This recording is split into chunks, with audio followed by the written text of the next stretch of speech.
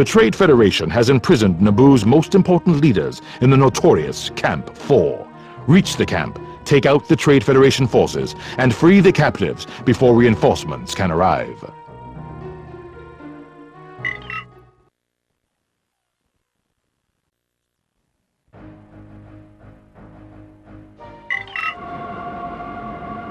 Everyone form on me. Cole has his recon report. Listen up. The prison camps are located in this area, and to information, that Camp 4 lies somewhere north of this valley. Let's head out and rescue our people. Me. Alright, so right away you're going to want to just keep on heading straight and then eventually turn to the right. You start off with auto directional cone, but you want to follow this valley to the right here. There's a missile turret on top of this ridge you want to destroy right away. And there's a gun turret down below there. My family could be in that camp. I'm going in. Hollis, stay in formation. Sykes yells at his wingman despite the fact that we're the ones who went off and left them, not vice versa. They've completely stripped the valley. Look out! My droid is There's some more gun turrets and missile turrets lining the valley around here. You're going to want to blow a few of them up. This mission is basically... We gave away our position. Break and attack. There's two parts to this mission. There's this part with the flying, where it's basically you're racking up kills on gun turrets, droid starfighters, and this droid landing craft will help you improve your accuracy if you shoot at it for a little while. There's a lot of droid fighters, so the one thing you're going to want to make sure to do is not die, because this mission is actually the longest mission in this game, and probably the hardest, if not the second hardest or so. They're attacking the farm. We have to protect them. We don't have time for this. So the droid fighters will break formation, and they'll head off. Some of them will head towards the farm straight ahead, and others will stay back to cover the landing craft. You cannot destroy that landing craft. I've tried. They're everywhere. Help! Please help us! So your best bet is just going to be going to these farms here, following your wingmen around, destroying all of the droid fighters as you go. Resistance alert. Go back to the You can see that my health isn't doing great at this point, but I'm not too worried about dying. The homing torpedoes upgrade that we got in one of the last couple of missions is definitely a great help. You can hide behind this little ridge here and wait for these droids to pass and then come around and attack the tail end of their formation. That's one thing you're going to have to learn as this game goes on, is that attacking something head on, especially these droid fighters, is not a great idea. You want to attack them from behind whenever you can. The farmers are going to get on your nerves because they're always nagging you, even though you gain absolutely nothing by letting them, survive. So you're just as good well off letting them die and just attacking the droids before they, while they're distracted instead of going after you. And one thing I have discovered playing this game more and more is that there are no AI fighters, at least not in the main part of the story.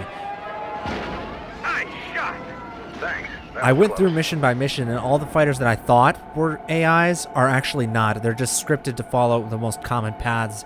My sensors put Camp 4 down in that valley. Keep your eyes open. So there's for a lot anti-arm to this placement. game that's actually worse than Rogue Squadron AI-wise. Friendly fighters and enemy fighters alike both follow pre-scripted paths. Where's that transport caravan coming from? Incoming droid starfighters! I need some support. We're on our way. So right there I wasted a torpedo, but ideally you want to save a couple of torpedoes for those gun emplacements because they're actually stronger than regular turrets. And there are going to be 4 fighters or so that come out of that hangar that you're going to want to keep an eye on. See, right here I'm down to like literally one hit will kill me, and I managed to take down all of these fighters without taking another hit. Because I'm starting to get a little bit better with this Naboo starfighter at this point, because believe it or not, this is actually the 5th time that I'd run through this mission to this point. Because this mission is hard. Seriously, this is easily where this game reaches its zenith difficulty-wise. Even though you're piloting some of the best vehicles in this game, it's still really hard. And it's actually 2 missions in one, not just one. You can see right there. They must be using the transports to move prisoners around the planet. Then the transports will lead straight into the prison camp. I've got your air. And so you can see here that I've been tinkering around with the camera views a little bit. I'll go to first person here for a second, because you do need the little bit of extra accuracy that first person gives you to be able to hit some of these gun emplacements from a distance. Because if you don't, then you're going to die very quickly. You're going to want to follow these two things in here. Halt. Where are your prisoners? Enemy in the compound. Destroy those two staffs immediately. You can blow those trams up if you want to. You don't have to. So there's two heavy staffs that'll follow you out, and you can just blow them up. Not that big of a deal. You want to follow this ridge up here. Now this level actually has a very nasty glitch for ground vehicles, which I'll explain in a minute. There's an AAT up there on the ridge that you can destroy on your way up, and there's another one over there by that part of the compound. Cole will come by. Excellent. And he'll take a lot of the heat from the gun turrets, as well as blowing up, or at least doing some damage to the shield generators.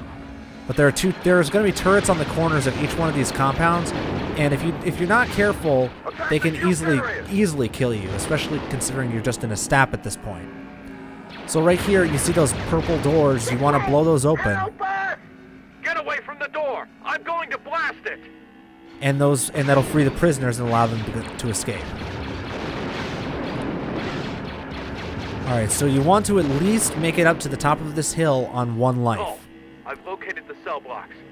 They're right behind Because those gates. this is when you'll get a new vehicle. Now, since this was one of my multiple run-throughs of this, I didn't bio the craft here.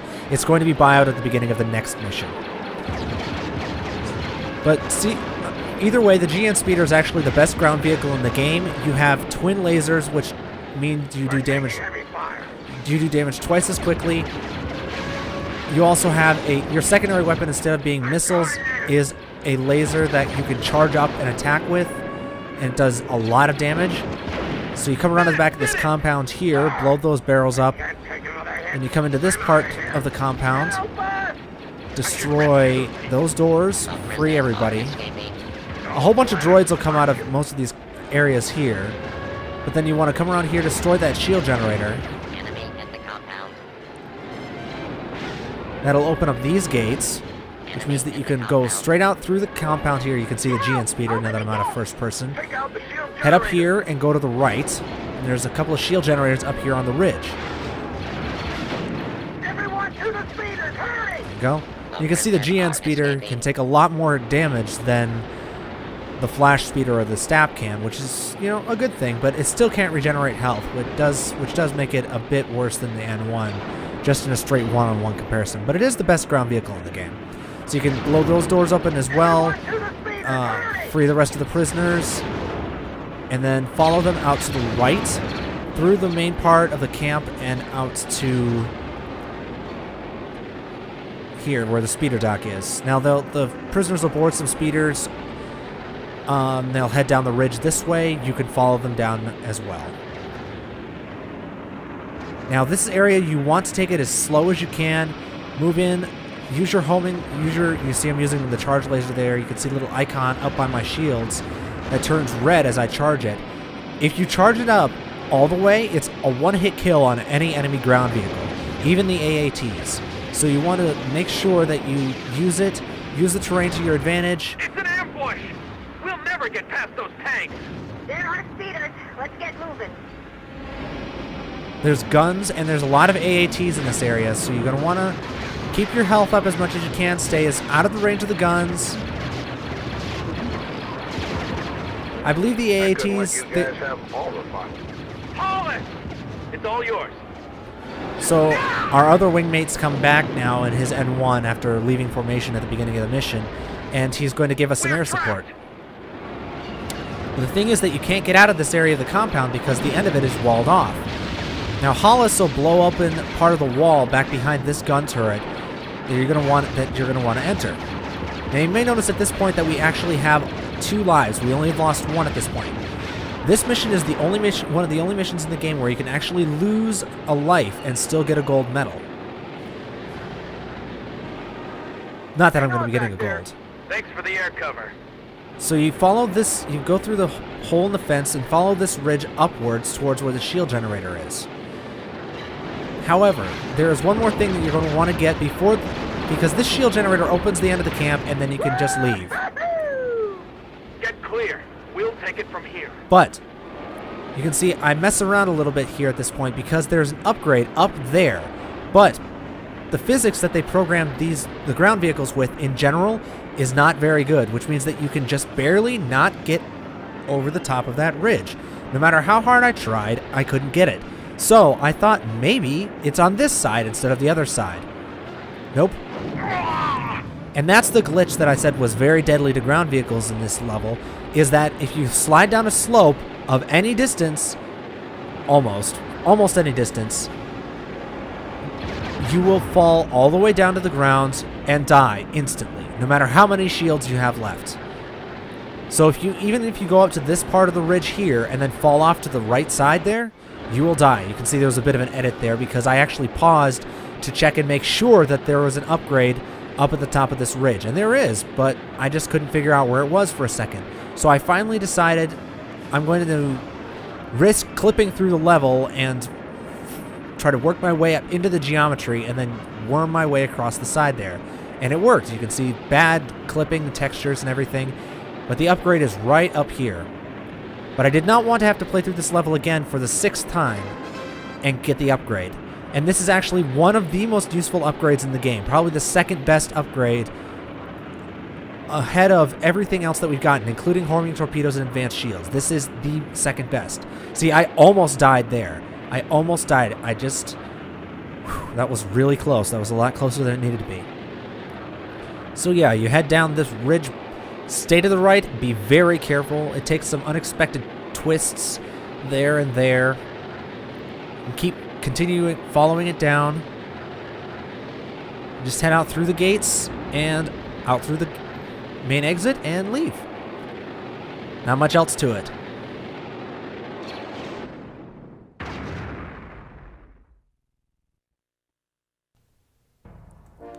And with all that, all those struggles that I had, both deaths, I still managed to get a silver. And you can see I only barely missed getting a gold.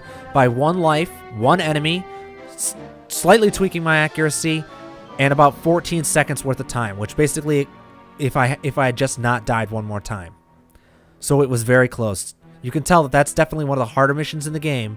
And I'll see you next time for one of the easiest.